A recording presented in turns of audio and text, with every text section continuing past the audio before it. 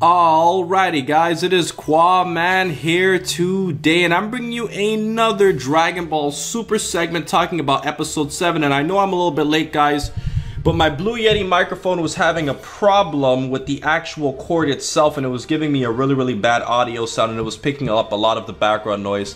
So I obviously had to replace that, and that took a couple of days.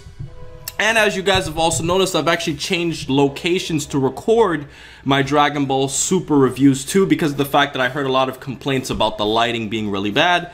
So without wasting any more time, let's get straight into this video, as I'm going to talk about the plot, the action, interesting details, my overall impressions, and thoughts on the episode as a whole. So without wasting any more time, let's get straight into this video.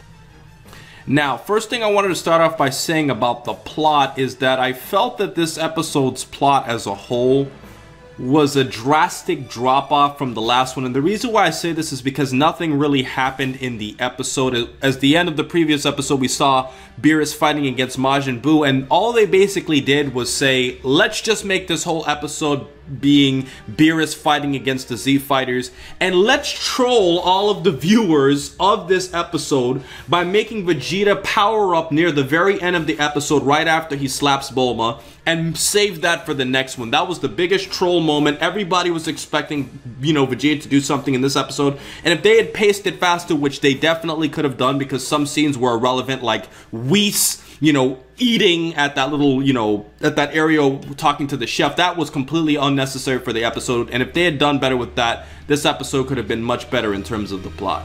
Now, on the topic of the action, I will admit there was some good action to talk about in this episode, but I definitely felt that a lot of those scenes were unnecessary, but some were funny. Like, I did think the scene where Gotenks is fighting Beerus is funny, where Beerus essentially just like taps his hand and then it gets like really swollen. That was a funny scene. I obviously wasn't a very big fan of Piccolo's fight against Beerus because Duct Tape from Comic Corner likes to troll about it, along with Josh and everybody else on my Twitch streams and everybody else who knows about it now. But other than the fight with Piccolo, you know, Android 18 and Tien fighting against Beerus, there really wasn't much interaction between Vegeta and Beerus. He tried to charge him and then was frozen, and that was essentially it. So as far as the action's concerned, it was fun to watch when you also consider the fact that Majin Buu fought him too. But as a whole, they were so underpowered compared to Beerus that it just wasn't really that entertaining to watch as a whole. And I didn't like the fact that Gotenks didn't go Super Saiyan 3. That would have made it much more interesting. Now, the first interesting detail that I have for today is something that Beerus said in the translation I saw, where he told Whis, after, you know, Whis was obviously trying to eat food, Whis, let's destroy this planet now. And I found that kind of weird because it doesn't really seem like something that Whis would do. Beerus said it in like a joint fashion, as if he and Whis were going to blow up the planet. And it was kind of weird because you would never expect a person like Whis to do that. He doesn't really seem like that antagonistic type of guy. So that's one observation I made. The next observation I made is including Gohan when he was powering up to fight Beerus. Now, Gohan, when he powered up, he didn't turn into a Super Saiyan, and because of this, obviously, that would imply us to believe that he still has his Mystic Gohan, Ultimate Gohan, whatever you want to call him, the Gohan, the strongest warrior. There's so many terms to describe him. And if you look at that, that would imply that Gohan is probably somewhere on par with Goku as a Super Saiyan 3. Personally, if you go straight from Dragon Ball Z, it's definitely evident that Gohan should theoretically still be stronger than Super Saiyan 3 Goku. We don't know how much he declined at this point, but considering the fact that Super is only a few months after the defeat of Majin Buu, this leads me to believe that if it's only a few months after, Gohan couldn't have declined that much to have been weaker than Super Saiyan 3 Goku. And I've already done a video on why I think Super Saiyan 3 Goku is not as strong as Mystic Gohan. But that's essentially a weird thing, how Beerus essentially knocked out Gohan even faster than he did Goku, but obviously the fight was dragged on. So that's another interesting detail.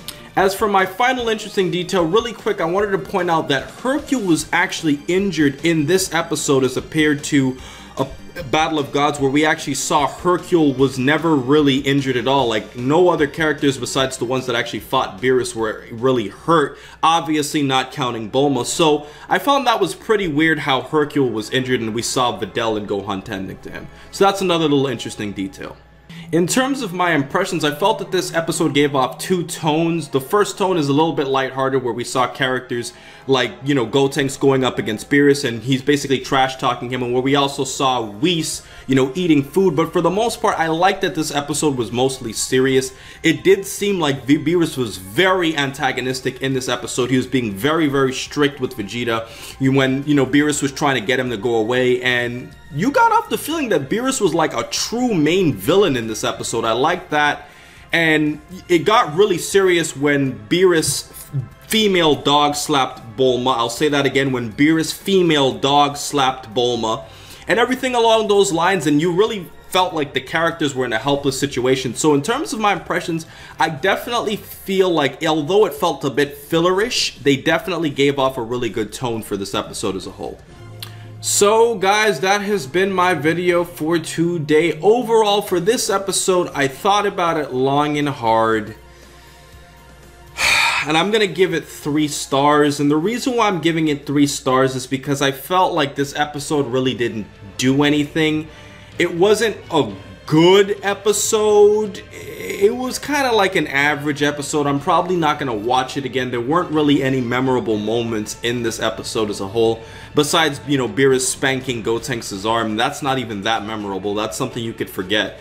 So because of that and the lack of memorable moments, the lack of, you know, plot progression and everything along those lines, but with some decent action, I'm going to give it 3 stars, and I think that's pretty justified out of a 3 to 5 star scale, because it's definitely not as bad as some of the other ones that we've seen. So guys, that's been my thoughts for today, and I hope you guys enjoyed. I'm using another shirt, and I'm going to use different shirts from now since people think I only have 2 shirts, and I hope you guys enjoyed. So most importantly, over everything else, please remember to rate, comment, and subscribe.